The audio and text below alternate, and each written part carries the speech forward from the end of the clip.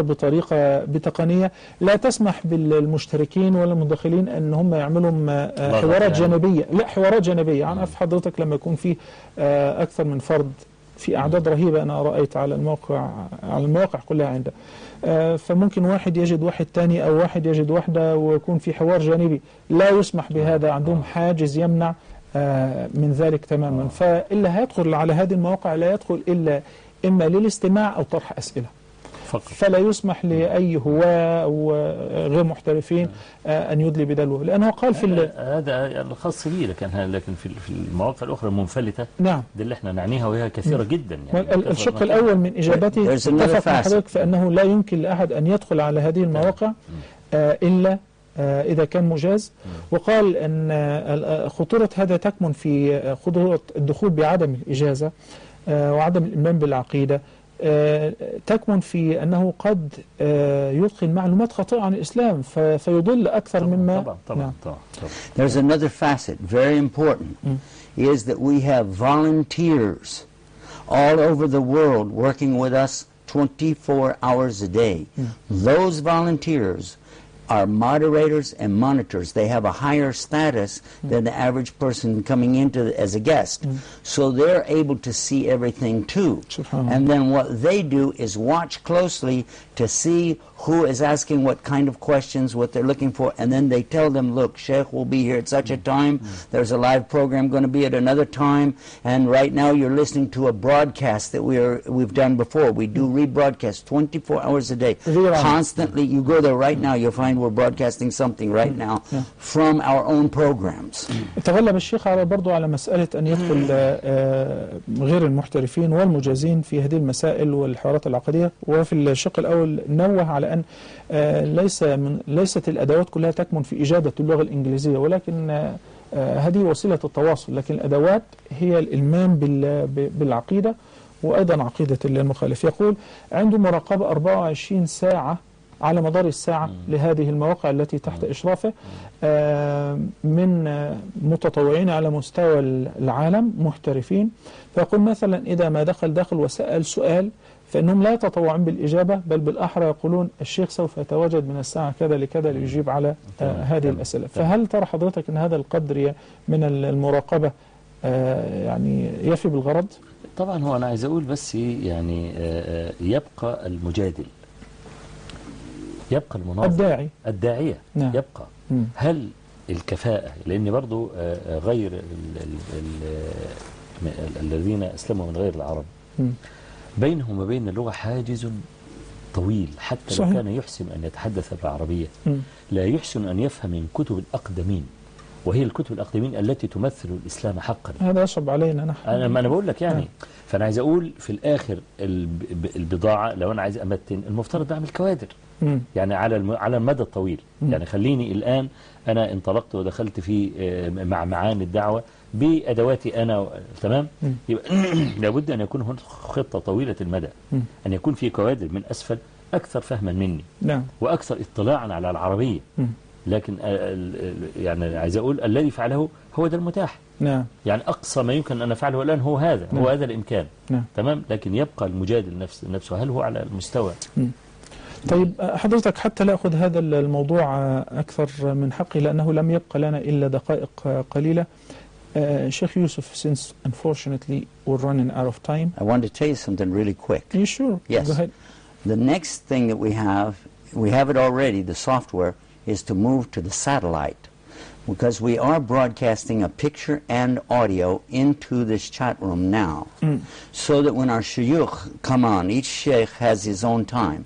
We have one in UAE, one in Jacksonville, Florida, one in Columbia, South Carolina. We have one in Canada. And all of us are taking turns broadcasting live, then pre-recorded programs. Then we're taking this to the satellite. But we're keeping the chat on the satellite. So if you're watching TV like right now, you're watching us, below the screen would be the chat, and you could type on your computer and put it on the satellite. People see what you type if we want them to. And then it's a very high tech. We're just waiting for one thing, your accepted dua. Inshallah. For Guide US TV. Inshallah. We need to have Guide US TV for the people. We have a website, guideus.tv, and that's where we're going to put it. هذه هي القناة التي أنشأها الشيخ في الولايات المتحدة الأمريكية وكندا، اسمها guideus.tv. Correct. ومن خلالها يستطيع المشاركون والمشاهدون أن يطلعوا على البث المباشر وأن يطبعوا أسئلتهم فتصل مباشرة في الشريط أسفل الشاشة ويستطيع الشيخ أن يجيب. شيخ يوسف. One last thing. Don't forget this. Okay. We're giving 3 to 5 shahadas a day in there. This is close to 1,000 shahadas per year on a regular basis. Each sheikh tells me how many shahadas he got during his program. How many a month? From around the world. Yeah. We had a girl in Slovenia. We had one that was in Greece. We had another one who was, believe it or not, here in Cairo, not Muslim, online, made shahada. We had one in UAE last week, a worker from Philippines made shahada, and a man who's from America working in Philippines made shahada right after.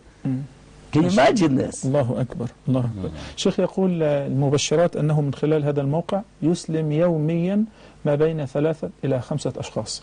من هؤلاء الذين أسلموا مؤخرا شابة من سلوفينيا، أوروبا الشرقية، واليونان، بل الأسبوع الماضي أسلم واحد غير مسلم من مصر. Yes, على Cairo, الموقع. in Cairo. نعم. وأيضا واحد يعمل بالإمارات هو أصله من الفلبين. Yes. طيب فما شاء الله هذا جهد مبارك، نسأل الله عز وجل أن يتقبل وندعو لكم. You're going to join us. إن شاء الله عز وجل. هو يحاول إقناعي منذ فترة أن أكون أحد المشاركين. نعم إن شاء الله عز وجل. شيخ يوسف. Anything. We're wrapping it up. And really we want to thank the viewers for their patience. MashaAllah, the several of your viewers, MashaAllah. And Sheikh, despite the fact that he is not feeling well, MashaAllah, he's hanging around. Our du'as for Sheikh. Now, we will do inshallah by the end of the program.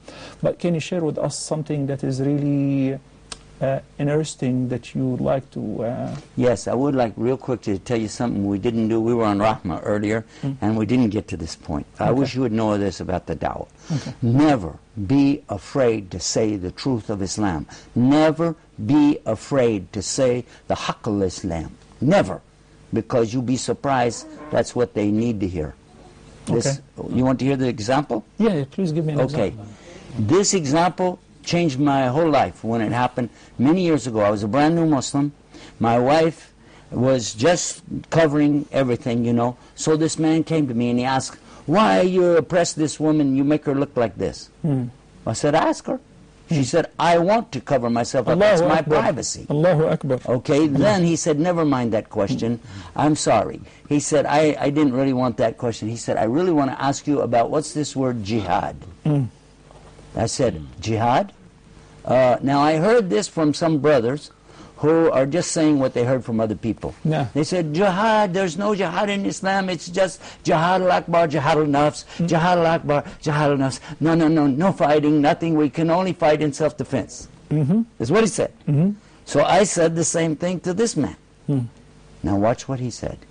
No, I don't mean that. He said, maybe I'm saying the wrong word. He said, I saw on television, I saw on TV a boy with a rock throwing it at a tank. I want to know, what is this? What is this? What makes this boy, anybody, so much courage inside of themselves that they will go out and do this? I'm going to ask you, would you die for your belief? That's all I really want to know. Would you die for what you believe? I said, absolutely. That is clear to me. He said, I don't care what you call it. That's amazing. He said, I'm a Catholic, and I wouldn't walk across the street for it, much less die for it. He said, his own words, I need a new religion. I want to look into Islam. And if your book teaches people to have this kind of courage, to be able to die for what you believe, I want a book like this. I offered him, I had several. So I started to offer to him. He said, I am unworthy to touch such a book.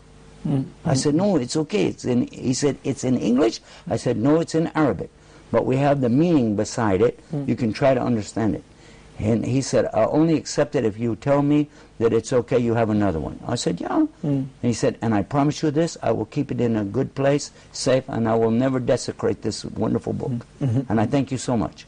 When I gave it to him, I turned back to my wife to tell her what the guy was talking about, and what he said. When I looked back, he was gone. I don't know what happened. سبحان الله.